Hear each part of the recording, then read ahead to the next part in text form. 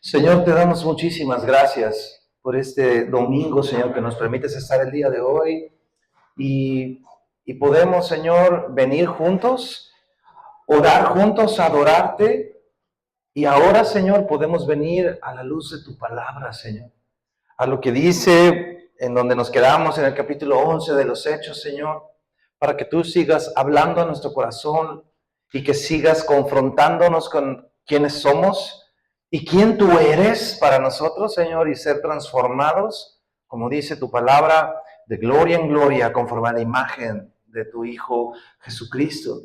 Y el día de hoy, Señor, aquí estamos, dispuestos. Ayúdanos a tener oídos para oír, mente para entender, que nuestro proceso, Señor, al meditar el día de hoy, al comentar todo lo que vamos a comentar, Señor, sea útil, Señor, y que tu Santo Espíritu, Señor, impacte nuestra vida y quiénes somos, precioso Dios. Queremos este día, Señor, verte, queremos conocerte más, queremos ver quién tú eres, lo que tú tienes para nosotros y lo que nosotros deberíamos de responder, Señor, a lo que tú haces para nosotros, precioso Dios. Muchísimas gracias te damos el día de hoy. Nos enfocamos y te damos toda la gloria a ti, Señor. Te damos muchísimas gracias por este día. En el nombre de Jesús oramos, Señor. Amén. Amén. Muy bien.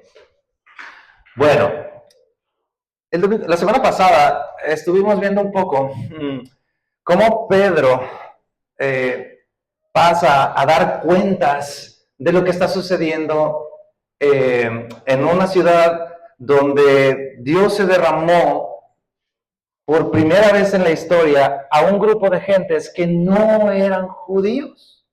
Hasta ese momento de la historia, el Espíritu Santo, el Evangelio y todo, solo había llegado a aquellos que eran judíos, ¿no? Pero de repente Dios le encarga, le da las llaves. ¿Se acuerdan que Jesús le dijo, a ti te voy a dar las llaves, ¿no? Y el Evangelio llegó a través de Pedro a un montón de gente que eran más allá de los 120 discípulos y apóstoles que estaban en el aposento alto en el capítulo 2 de Hechos.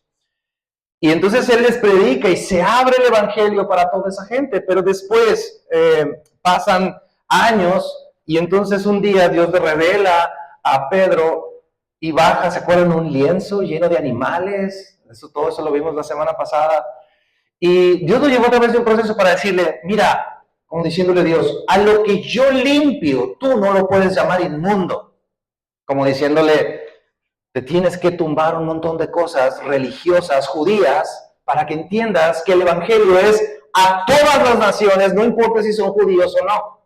Y vimos cómo Dios obró en Pedro a través de distintos pasos que vimos, no sé si se recuerdan, en un proceso donde Dios lo llevó, donde, número uno, buscó a Dios. Lo primero que hizo Pedro fue orar. Estaba orando cuando Dios le reveló vio ese lienzo lleno de animales que bajó, ¿no?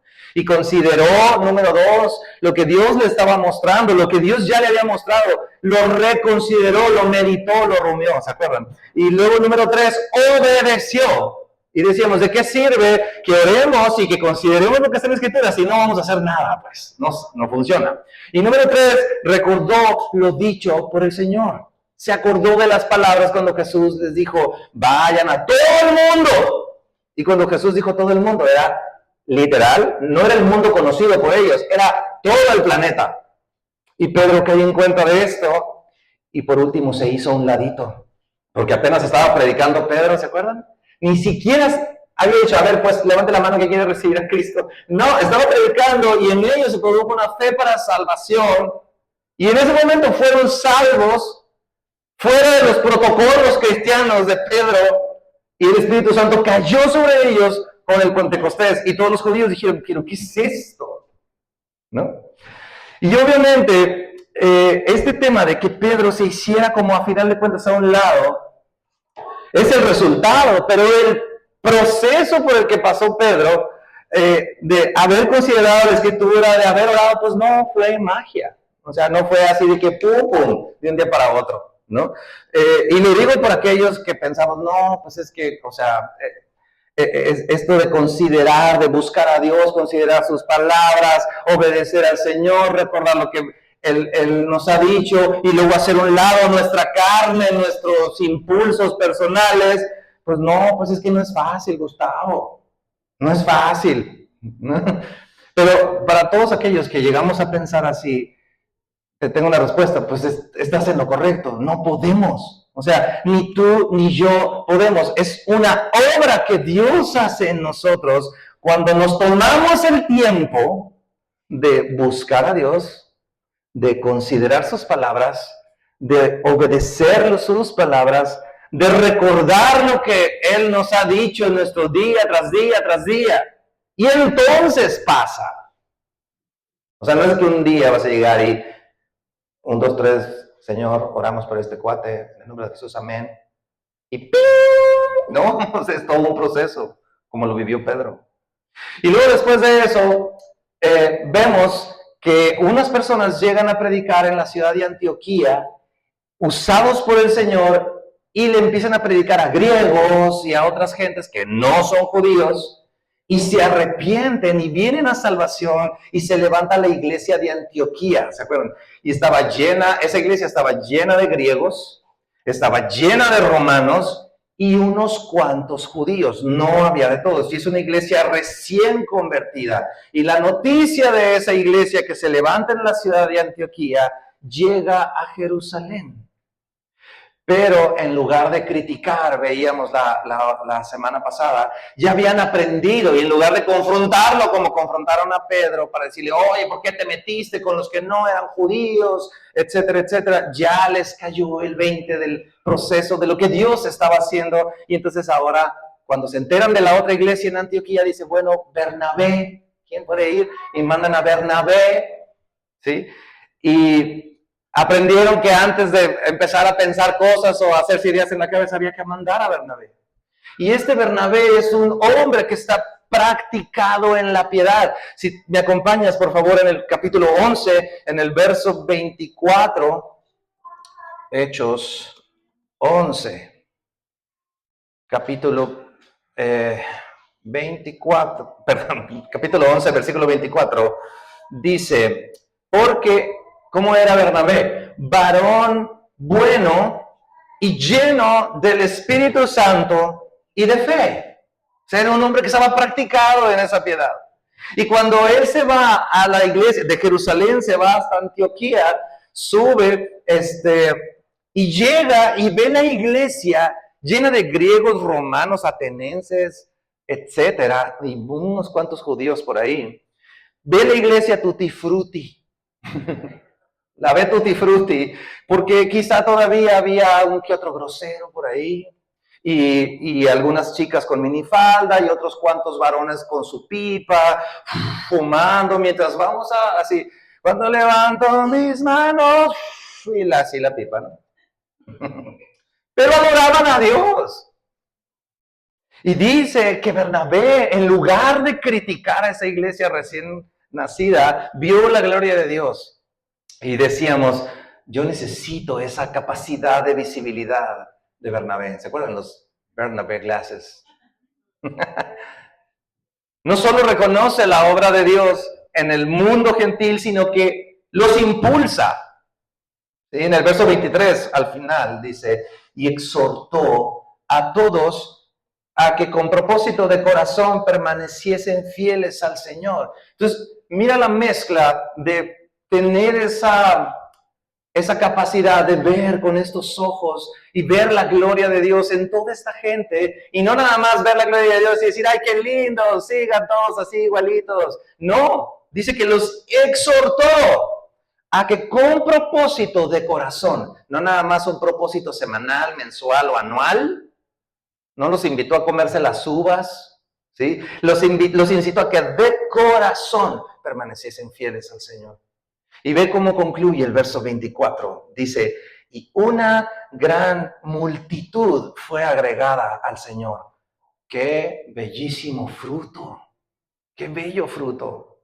Cuando nos hemos dejado procesar por el Señor y escuchar sus palabras y considerar sus palabras y hacernos a un lado con nuestros límites religiosos. Es que la iglesia tiene que ser así, así, así, así, así, así. ¿Quién dijo? Sí. Si tú de hecho, mira, aquí está Jesús, él viene de Cuernavaca, sí, de Semilla. A él le tocó casi hacer, o sea, desde cero, desde una casa, Semilla de allá. Puedes ver otras semillas, búscalas en internet, te vas a dar cuenta que aunque predicamos y tenemos ciertos puntos similares, en realidad tienen como distintos tintes y sabores. ¿Por qué? Porque el Señor va obrando en su multiforme gracia. Y si un día te invito y te llevo conmigo a la Alianza de Pastores de aquí de Hermosillo, te vas a dar cuenta que hay una infinidad de maneras en las que Dios está obrando, pero es un mismo Cristo, un mismo Dios, un mismo Espíritu, o el mismo bautismo, la misma fe, el mismo Cristo. ¿Sí? Pero qué padre es cuando hacemos un lado nuestros límites religiosos y las reglas cristianoides que nos hemos hecho, ¿no? Pero no acaba ahí. Ayer, el domingo pasado les dije, vamos a concluir la historia. Entonces, está Bernabé allí en Antioquía, lleno del Espíritu Santo, y contempla la obra de Dios. Y cuando está ahí en Antioquía, verás, puedes poner el mapa, por favor. Está en Antioquía, acá estaba Bernabé, lo mandan hasta Antioquía, que está acá, aquí. Y entonces allá está Bernabé, y dice, pues me mandaron a ver qué onda en Antioquía, y Antioquía, listo. Están muy bien estos hombres, están llenos del Espíritu Santo, pero tengo la duda de quién se va a quedar a cargo. Ni modo que me regrese a Jerusalén y estos pobres, ¿qué? ¿No? Y deja tú, ¿quién más podría tener otros lentes Bernabé? Estoy chisteando, ¿no? Y entonces Bernabé se acuerda, no sé si te acuerdas tú en capítulos anteriores, que cuando Saulo se convierte, quiere llegar bien mono, así de, hola, con todos los judíos cristianos. Y es como el Yodex, ¿no? Desbarata la bola de cristianos judíos porque dicen, no, ¿qué? Y los empieza a confundir. Y entonces lo mandan a Tarso, a donde hasta estaban acá andaba Saulo queriendo empatar, embonar, cuando Dios le dijo, tú vas a ir a los gentiles, y lo primero que hace, va y se mete a una sinagoga. Entonces le dice, ¿sabes qué, cuate? Vete allá de donde tú eres, acá a Tarso, allá.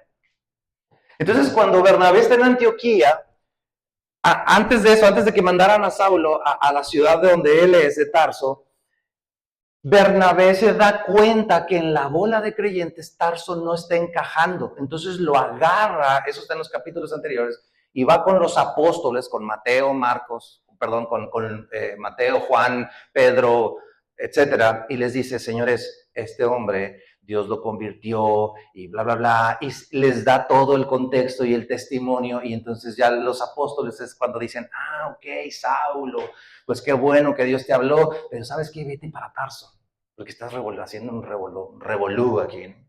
Entonces, cuando Bernabé está después, ahora en Antioquía, su cabecita empieza a pensar y dice, ¿quién se va a quedar aquí en Antioquía? Entonces recuerda que hubo un hombre a quien Dios lo mandó a gentiles, a reyes y a los hijos de Israel. Así dice el texto que leímos en capítulos anteriores. Y dice, sí, aquel hombre que se llama Saulo. Que está, por cierto, está en Tarso. Hasta se lo presenté a los apóstoles, pero lo tuvieron que mandar, quién sabe si está en Tarso. ¿Y qué crees que hace Bernabé? Verso 25 de Hechos 11 dice, después fue Bernabé a Tarso para buscar a Saulo, y hallándole, le trajo a Antioquía. ¿Ok? Entonces ahorita veíamos el mapa, ¿no? Entonces, allá lo mandaron allá estaba Saulo en Tarso. Ahora yo quiero decirte algo, a estas alturas han pasado entre 8 a 12 años desde que Saulo se convirtió, desde que Jesús llega y se le aparece y le dice, Saulo, Saulo, ¿por qué me persigues? Dice la Escritura, y veíamos que él se fue 3 años después de eso a Arabia. ¿Y qué decíamos? ¿A qué se fue? A reconsiderar todo lo que había aprendido y que dijo, entendido todo mal. Yo pensaba que estaba haciéndole un bien al Señor y a su reino y a su gloria, y resulta que estoy persiguiendo a su iglesia amada. Vergüenza, shame on me. ¿no? Y se va 3 años a reconsiderar, y luego cuando vuelve es cuando les comentas todo el conflicto y lo mandan a Tarso, le dice, váyase para allá. Entonces han pasado alrededor de 12 años desde aquel entonces. Increíble. Y ahora, dice el versículo 25, dice, después fue Bernabé a Tarso para buscar. Y ese para buscar, dice, y hallándole, quiere decir que le taloneó para encontrarlo. Y esto me habla a mí de cuidar los intereses del Señor que nos ha encargado en nuestra vida. O sea, por ejemplo, a Bernabé le dijeron, ve a ver qué está pasando en Antioquía. ¿Sí?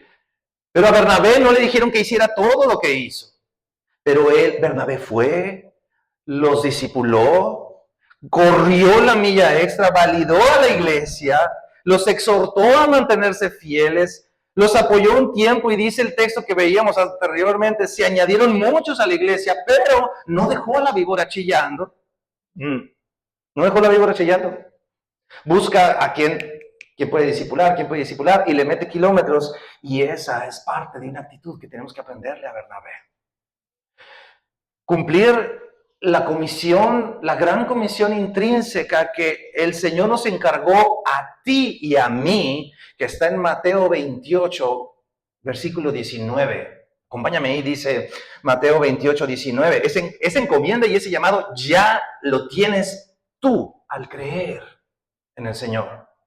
Dice Jesucristo en sus últimas palabras a sus discípulos, por tanto, 4 cosas, instrucciones, ahí están claras. Id, ahí está la primera, ve.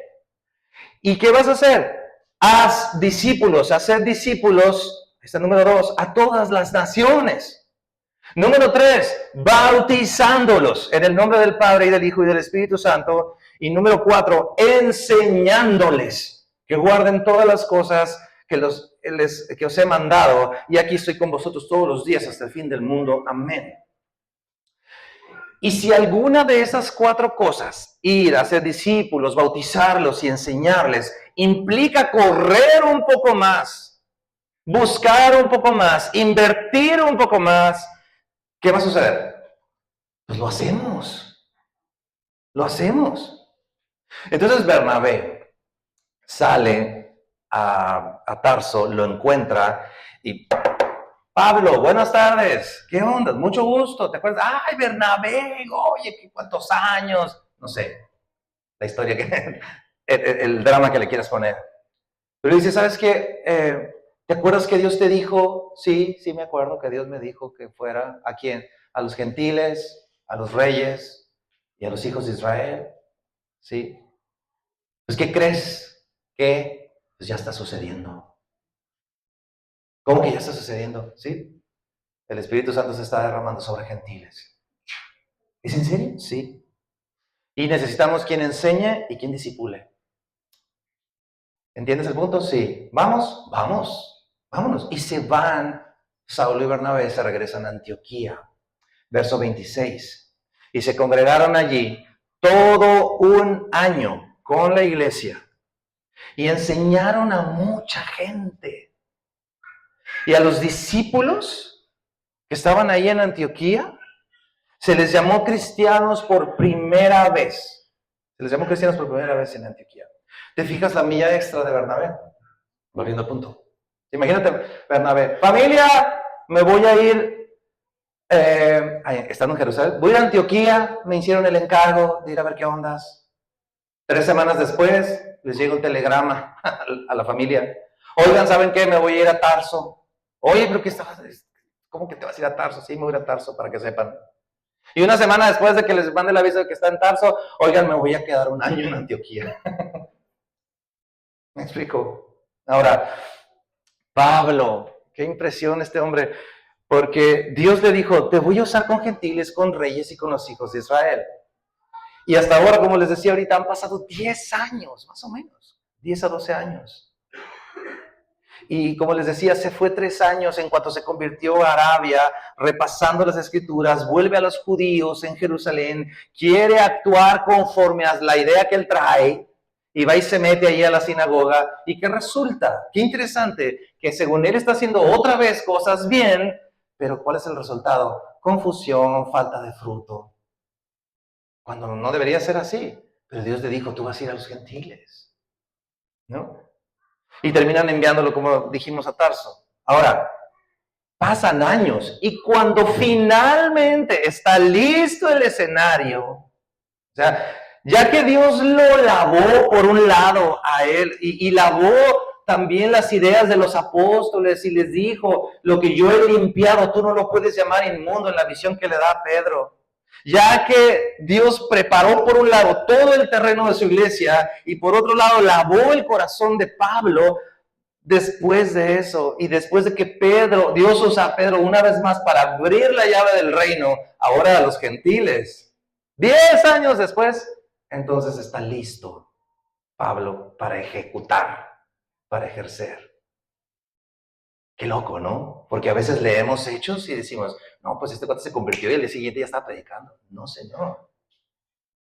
Y yo me pregunto si los que estamos aquí, habrá alguno desanimado en que es que Dios me dijo algo y aún no me lo concede o aún no lo veo. Según este contexto, yo te diría, sé paciente. Sé paciente, sé muy paciente. Pablo no perdió la esperanza. Fíjate esto, el llamado fue instantáneo, ¿sí? El cumplimiento de su llamado fue progresivo.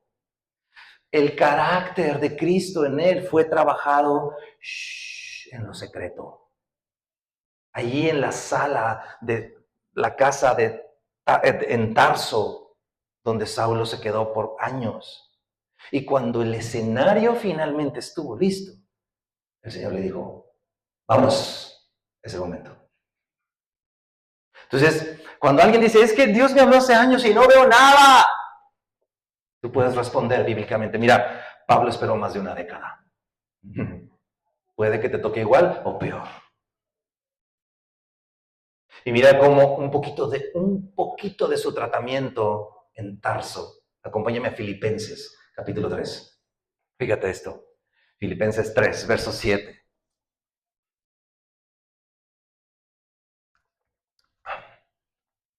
Pero cuántas cosas, dice Pablo, eran para mí ganancia y las he tenido como pérdida por amor de Cristo. Y ciertamente aún estimo todas las cosas como pérdida por la excelencia del conocimiento de Cristo Jesús, mi Señor, por amor del cual lo he perdido todo y lo tengo por basura para ganar a Cristo. ¿Cómo llega Saulo a ese punto?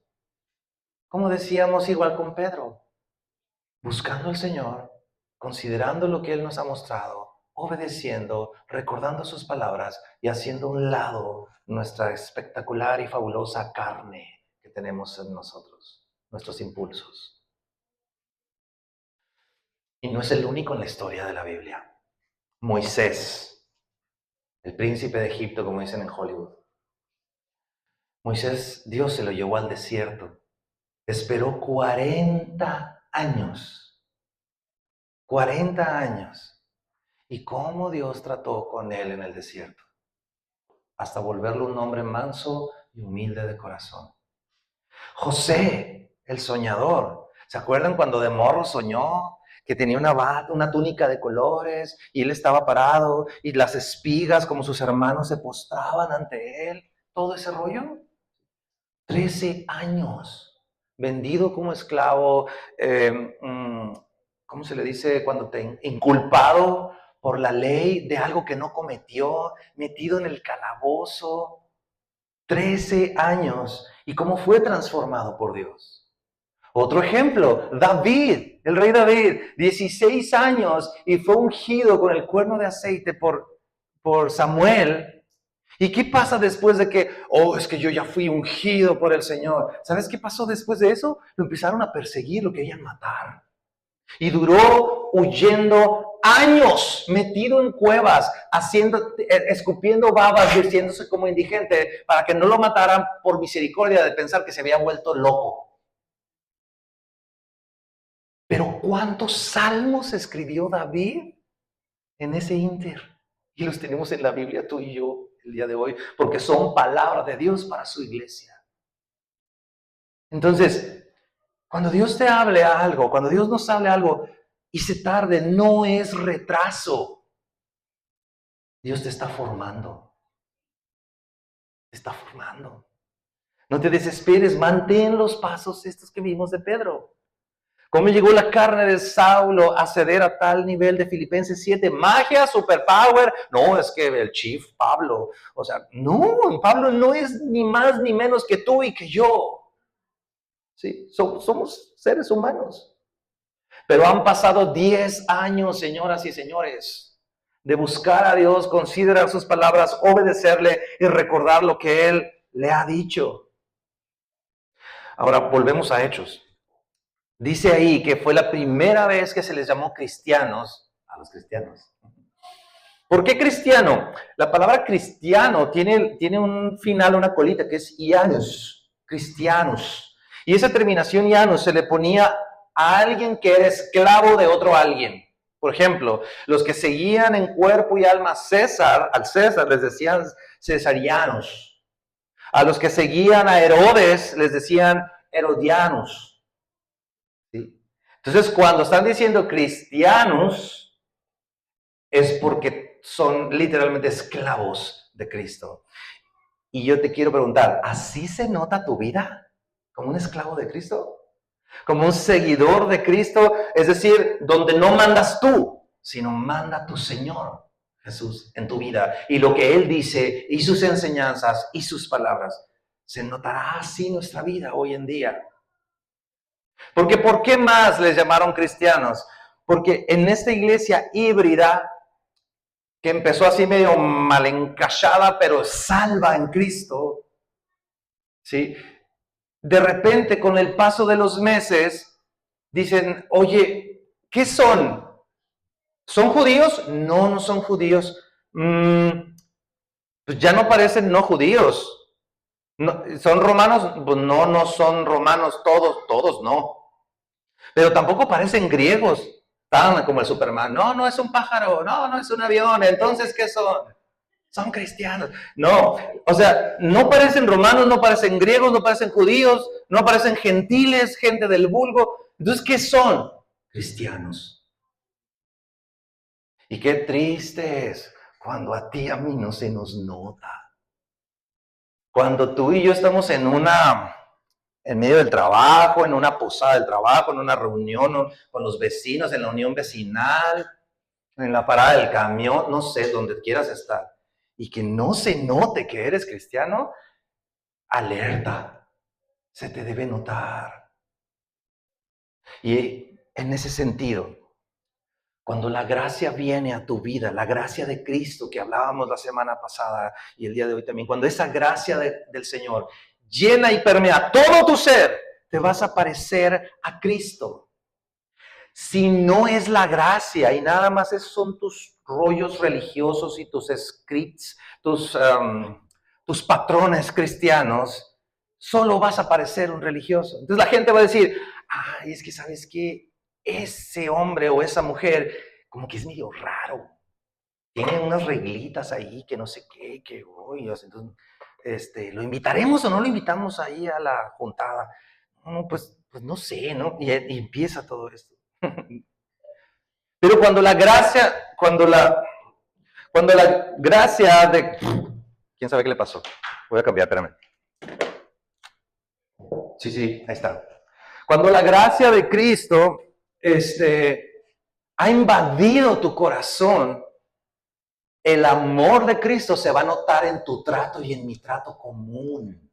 En el común, cuando tomes un vaso de leche, cuando pidas un paquete de tortillas en la tortillería, se va a notar el amor de Cristo, porque tú y yo, en lugar de poner nuestras religiosidades y nuestras costumbres cristianas, ponemos el amor de Cristo por delante, el evangelio por delante, su salvación por delante, y entonces nos van a invitar a una fiesta.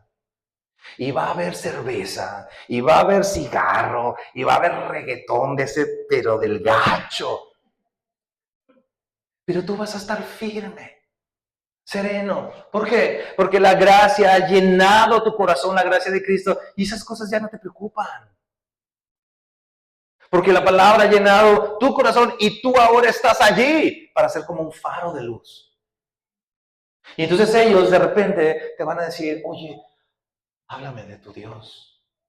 Porque tú tienes un brillo que yo no tengo y que yo quiero.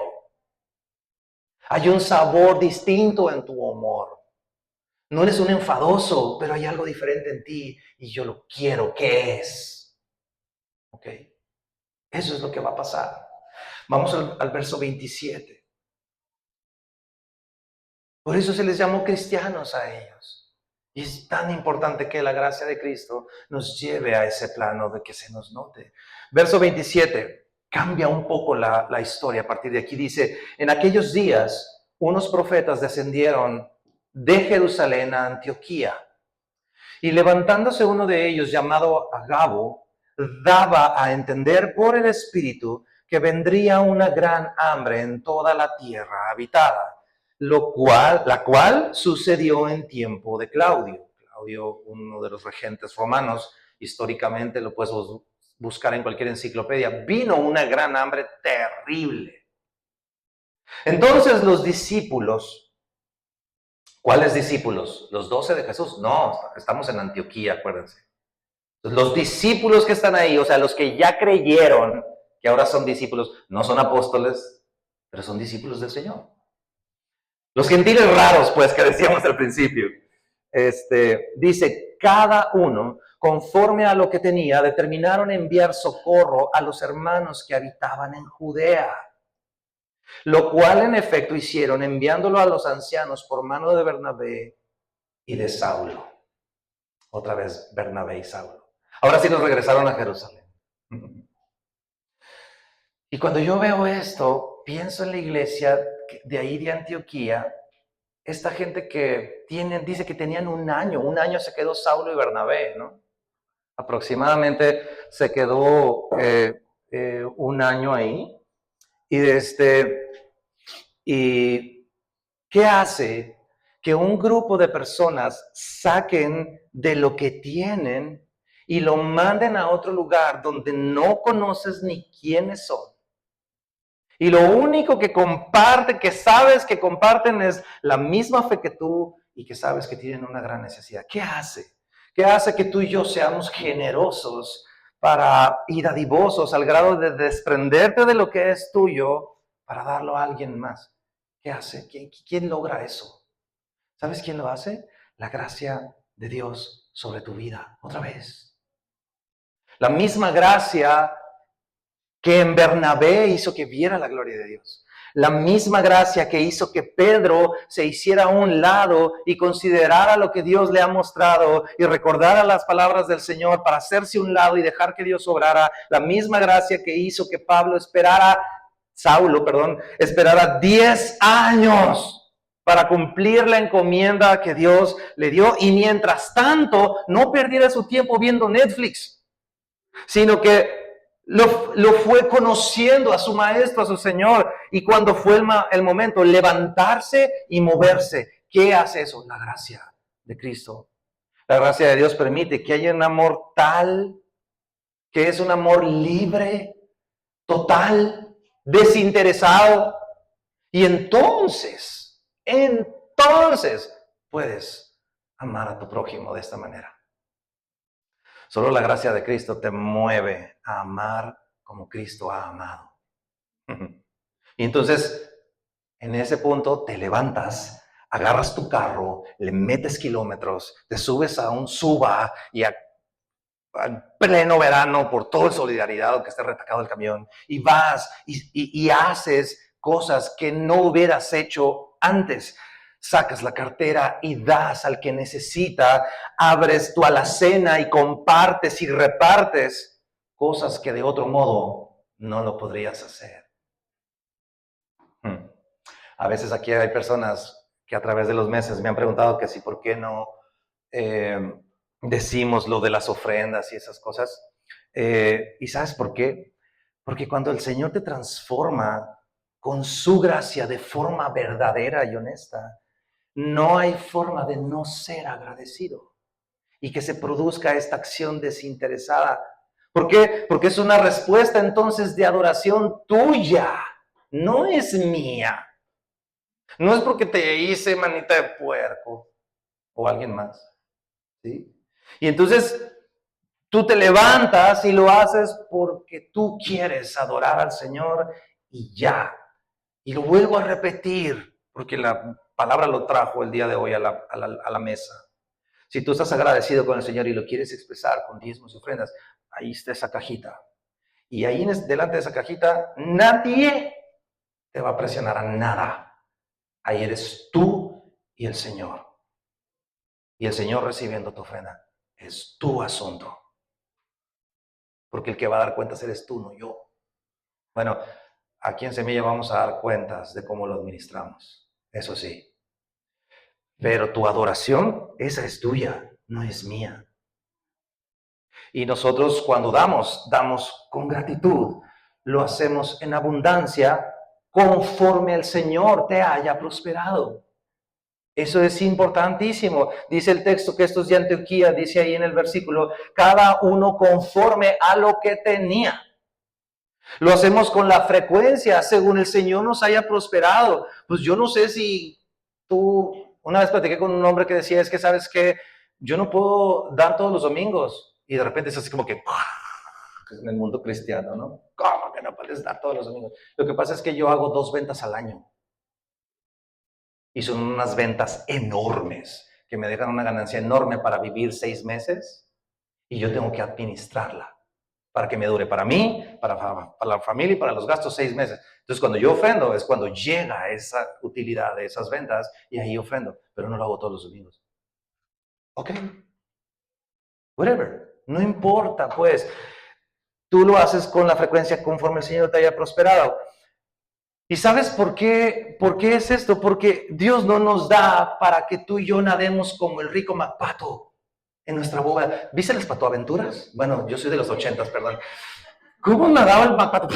Así por las moneditas y se daba clavados y escupía moneditas. O sea, el Señor no nos prospera para eso. Nos da para administrarlo, para suplir nuestras necesidades y para que repartamos. ¿Sabes por qué? Porque a veces es muy fácil orar por las necesidades desde la comodidad de nuestra cama o de nuestra sala. Señor, bendice a mi hermano fulano de tal que está en necesidad. Y a veces pudiera ser que el Señor dijera, no. ¿Cómo que no, Señor? Te estoy pidiendo que lo bendigas. No. Bueno, no es que no. ¿Cómo que no, Señor? Es que yo no estoy diciendo que no, sino yo directamente no, sino a través de ti. Oh. Ah, Señor, ya te entendí. ¿Sabes? Nuestra labor como servidores aquí en esta comunidad es estar al pendiente de quien necesite cualquiera de nosotros algo. ¿Por qué no vino este cuate o esta persona? ¿Sabes? Muchas veces es algo tan sencillo como desviarte un poquito con tu carro y pasar por esa persona, porque tal vez no tiene cómo llegar aquí a tiempo. Tal vez, no lo sé. A veces, cuando estires esa liga y recorras esa pequeña milla extra, te vas a dar cuenta que esa persona tiene problemas tan críticos y vas a ser usado por Dios en esa última milla, en ese último cachito, en esa última instancia, justo a tiempo antes de que tu hermano en Cristo tome una terrible y pésima decisión. A veces nos ha tocado pescar estas oportunidades a mi esposa y a mí. Pero te tengo un reto basado en la gracia de Dios. Conecta con estos que están aquí, con estos que están acá, y esos que están acá, con estos que están acá. Familia con familia, hombre con hombre, por favor, mujer con mujer. Tu tarea como miembro de Semilla, de esta iglesia, es preguntar, mensajear y estar al pendiente. No es chamba nada más de mi esposa y mía. ¿Sí? Ahora, miremos esta misma esto mismo que pasa con esta iglesia de Antioquía desde el punto de vista de Cristo. Acompáñame por favor a Lucas capítulo 10, verso 25. Rápido, porque ya se acaba el tiempo. Dice, qué importante entender esta historia de Cristo desde el punto de vista de su gracia, cómo actúa en nosotros. Mira esto. Lucas 10, 25 dice, y he aquí un intérprete de la ley, o sea, es un judío. Ojo, es un judío. Se levantó y dijo para probarle, maestro, ¿haciendo qué cosas heredaré la vida eterna? Él le dijo, ¿qué está escrito en la ley? ¿Cómo lees? ¿Te fijas cómo Dios quiere que usemos la cabeza y los ojos, el cerebro para leer y meditar su palabra? Le dice Jesús, ¿qué lees? ¿No? Dice el 27, aquel respondiendo y dijo, amarás al Señor tu Dios con todo tu corazón y con toda tu alma y con todas tus fuerzas y con toda tu mente y a tu prójimo como a ti mismo. Y le dijo Jesús, bien has respondido, haz esto y vivirás. Pero él, queriendo justificarse a sí mismo, porque no hacía nada por nadie, dijo a Jesús, ¿y quién es mi prójimo? Verso 30, respondiendo Jesús dijo, esta es la respuesta para saber quién es el prójimo. Un hombre descendía a Jerusalén, a Jericó, y cayó en manos de ladrones, los cuales le despojaron, e hiriéndole, se fueron, dejándole medio muerto. Y cayó en manos de ladrones, medio muerto, se me volvieron los ojos. Aconteció, 31, que descendió un sacerdote por aquel camino y viéndole, pasó de largo. Asimismo, un levita, llegando cerca de aquel lugar y viéndole, pasó de largo. Pero un samaritano, que por cierto los judíos detestaban a los samaritanos, que iba de camino, vino cerca de él y viéndole, fue movido a misericordia y acercándose, vendó sus heridas, echándoles aceite y vino. Y poniéndole en su cabalgadura, lo llevó al mesón y cuidó de él. Otro día, al partir, sacó 2 denarios y los dio al mesonero y le dijo, cuídamele. Y todo lo que gastes de más, yo te lo pagaré cuando regrese. ¿Quién pues de estos 3 te parece que fue el prójimo del que cayó en manos de los ladrones? Y él le dijo, el que usó de misericordia con él. Entonces Jesús le dijo, ve y haz tú lo mismo. Un coscorrón así de pasadita. O sea, regrésale como judío a tu enemigo samaritano. Al que te cae gordo, pues. Al que te da asco. Y habla de usar tiempo. Luego dice aceite y vino, recursos que tienes tú ahí en tu haber. Denarios, literalmente lana. ¿Sí? Y pagar deudas. Algo que me sorprendió estando en Turquía es que no vi un solo homeless en todas las calles. Porque allá en su religión musulmana tienen un mandamiento similar, parecido a ama a tu prójimo como a ti mismo, y ellos no pueden ver a un indigente tirado en la calle, porque si lo ven tirado en la calle le dicen, oye, ¿qué onda? ¿Qué onda contigo? No, pues es que la historia que quieras, lo levantan, lo bañan, se lo llevan a su casa, le dan ropa, le buscan trabajo, etc. No hay un solo hombre, no los vi, jamás, no los vi. Y si hay, deben de ser una microminoría. No los vi. Entonces, pero a veces tú y yo, cuando la gracia de Dios no permitimos que esta inunde nuestra vida, nos pasa aquí como el sacerdote, como en la historia esta. Un sacerdote, o como los pastores o líderes, o como quieras ver, ahí van, como dice Marcos Vidal en su canción, peleándose en el carro con su mujer mientras van a la iglesia. Y llegas y pierdes de vista lo importante. Y luego dice levita, o sea, ahí va el de la alabanza, donde pesan más los cables y un piano que la necesidad de una persona. Y es más importante ecualizar que sentarte a platicar y orar por un chico o una chica. Y Jesús enfatiza precisamente a un enemigo, a un opuesto, pues, que no mira lo que los otros, lo que miraron los otros. O sea, el samaritano dijo, ¿qué importa que sea judío? ¿Qué importa que nuestros padres estén del chongo? ¿Qué importa? Lo voy a ayudar en silencio y con acciones. ¿Cómo se logra eso? La gracia de Cristo en tu vida y en mi vida, aplacando toda nuestra religiosidad. Y tú y yo podemos tener una vida cristiana donde te congregas, ofrendas, le sonríes al que está a un lado, levantas las manos, etcétera. Pero si todo eso es solamente fruto de una buena disciplina personal o familiar, es pura religiosidad. Necesitamos la gracia de Dios en nosotros. Entonces, conclusiones para orar antes de irnos. Vemos a un Bernabé diligente con las encomiendas.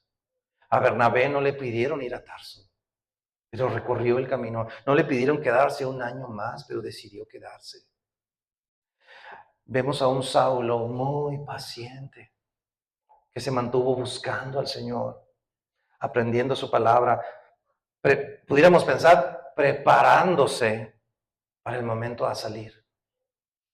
Y vemos una iglesia naciente de apenas unos pocos 300 y cachito días de haber conocido al Señor, pero inundados de la gracia de Dios que salva tu alma, que cambia tu vida y que responde en amor por el prójimo, dando lo que pudieron. Que si alguien te pide lo que no tienes, graso error, no lo hagas. ¿Qué se logra? ¿Qué logra eso? La gracia de Dios en nuestra vida.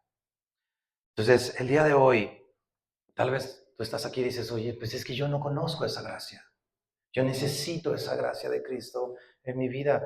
Yo nada más he visto problemas y problemas y problemas y cosas y un área, una gente peleándose con otra gente y no se ponen de acuerdo. Pero cuando tú vienes al Evangelio y te das cuenta que Cristo, aún estando nosotros en nuestros delitos y pecados, nos amó y Jesucristo se entregó por tu vida para rescatarte de tu vida, de tu problema de pecado.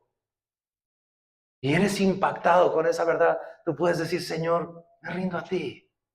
Acepto tu veredicto. Sí, es cierto, he vivido bien, pues a lo mejor no he matado a nadie, pero no puedo con mi egoísmo, no puedo con mis celos, no puedo con la depresión, no puedo con lo que tú quieras, con eso que no te deja dormir.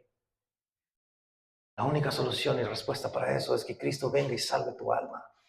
Entonces, ¿qué vamos a hacer? Vamos a orar para estar a cuentas con el Señor. Porque yo no sé de todo lo que hemos hablado, que Dios te confrontó y tenemos que estar a cuentas con Él. Y vamos a orar para darle gracias a Dios. Y ahorita vamos a tomar también un tiempo para recordar ese sacrificio con el que fuimos amados.